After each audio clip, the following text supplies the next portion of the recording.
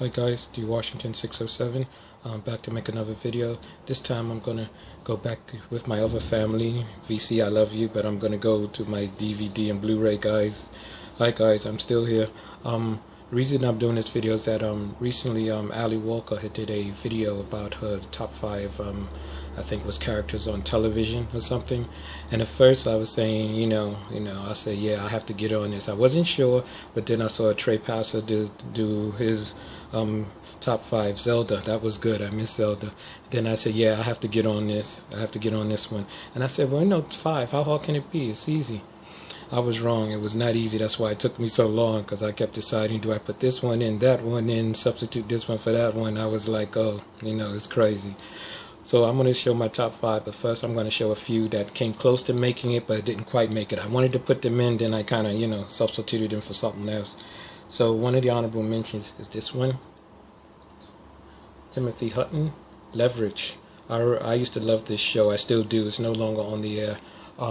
He plays this character, I think it's Nate Ford. He was like an insurance investigator, and he used to, investigate insurance fraud. And then he kind of changed. He had a tragedy happen in his life when the insurance company he worked for refused to pay for his ailing son's treatment, and his son wound up dying.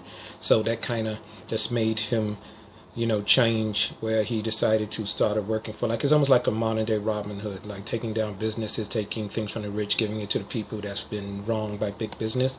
And he has a lot of these characters here. There's some character here, Hardison. He's the hacker, does all the technical stuff, hacks into computers and stuff like that. Then you have this character here, I forgot her name and stuff. Parker, yeah, she's like a burglar, a thief, and she can break into any alarm system. She does the stuff she does with her body, flipping on buildings and crawling in crawl spaces and stuff. Then I can't remember all the names and stuff. And this, I guess you can call her like a drifter. She used to be like an actress and stuff. She can change in all these different characters, and even though she has like an English accent, she can change her character to Sovereign Sophie, that's her name, and stuff. And then you got this guy that's I guess you can call him like the muscle of the group, that'll beat guys up and stuff. He used to be like a mercenary. He used to be a mercenary and stuff, but this was a great show. When I didn't have cable, recently I was watching, a lot of TV shows, and I just forgot how good this is. So Timothy came close, but Leverage, it's a great show. Another one that didn't quite make it, I wish it had, I should have put it, but I'm going to go with it, is William Peterson, CSI, character of Gil Grissom, head of the crime lab. And you can see Marge Hellenberger, who I also loved and stuff. I love CSI because I like Grissom's character and stuff. He's this kind of character, like, he just wants to focus on the evidence. It's almost like he almost doesn't allow himself to feel any, kind of human emotion or something like that. But he's a very smart, intelligent guy. It's just that the way he goes about himself when he's doing human interaction with people is a little, can be a little off and stuff. And like that's his thing, because if you're a crime scene investigator, you're going to see some horrendous things, dead bodies, maybe children, and skeletal remains and stuff, and nothing phases him, He just concentrate on the evidence and stuff. But I loved his character. He's no longer on the show now, even though he's still the executive producer. He has been from the beginning. Now Ted Danson and Elizabeth Shue have now kind of taken the place of Marge Hellenberger and William Peterson. But this was a great show. I still watch it. But CSI, William Peterson is Gil Grissom. And another honorable mention is Simon Baker, The Mentalist.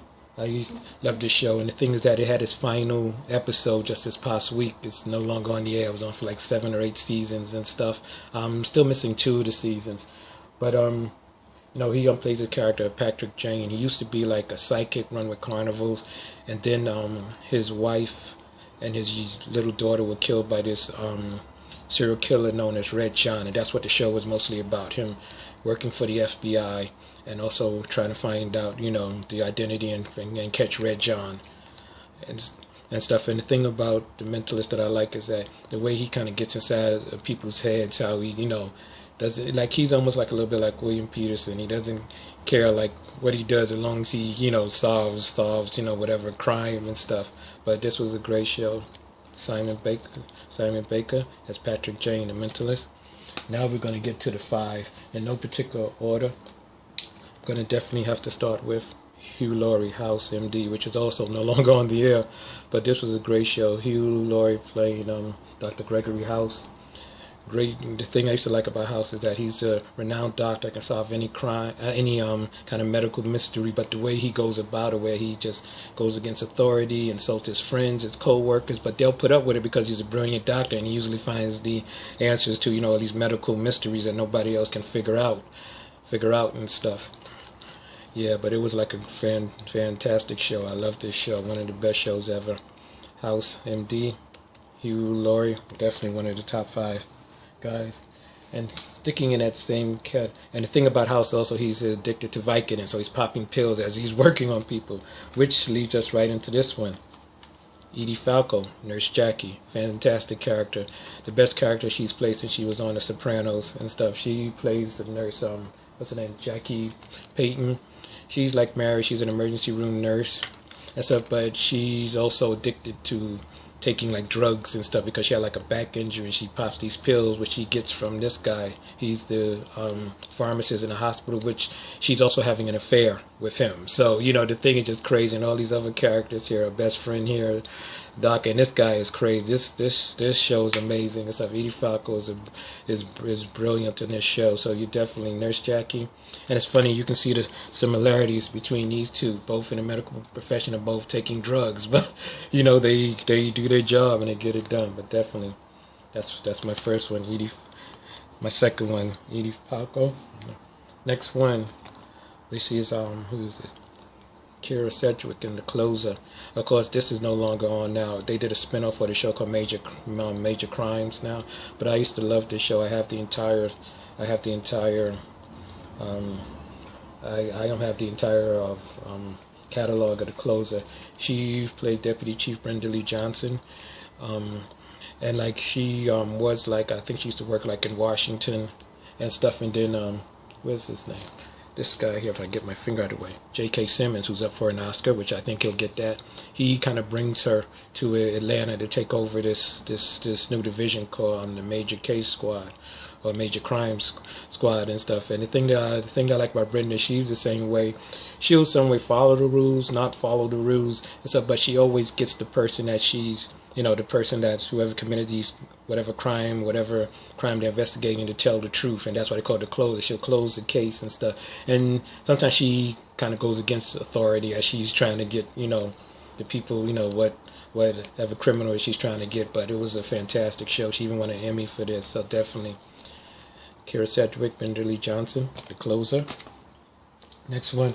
Now, when it came, I had to get maybe a comedy person. I was going to do Zooey Deschanel from New Girl, but I can see Ali did that, so I decided to go with my next choice, which is Mindy Kaling in the Mindy Project.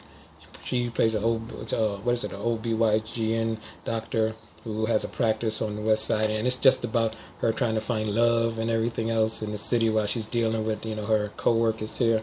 Fantastic show. Mindy Kaling is one of the funniest women on TV. I love this show. It's a fantastic show. It's very funny. Characters are all crazy and stuff. And if any of you guys are watching it, that recently her and this guy that plays Danny, they recently became, finally have a boyfriend and girlfriend, and then she's pregnant when the last episode having his kid. So another great thing for Mindy. But this is a great show. Mindy Kaling and the Mindy Project. And my last one, I'm going to go with this character right here. Actor, what's his name? Vincent D'Onofrio, who plays Detective Robert Gorin in Law and Order, Criminal Intent. You can see Jeff Goldblum there. He's another good character. But what I like about Robert's character is that anytime he goes to a crime scene, like let's say if he sees a body, he'll go and he'll sniff it and sniff their hair and all this stuff. And what he does is that he kind of gets inside the criminal's mind from looking at the crime scene for what makes this person tick, so I can try and get this person to confess to what they've done and stuff. But it's an amazing show. Of course, this is no longer on the air and stuff. I think it was on for like 10 seasons anyway. And so, but it was a great show. And he said Catherine Ebert, Julianne Nicholson, and Eric Bogosian. But Robert But Robert, what is it? No, Vincent D'Onofrio's Robert Gorin. This one, Law and Order: Criminal Intent. So guys, those are my choices. Let me know what you think in the comments down below. Please subscribe, and I will see you guys next time in the next video. Peace.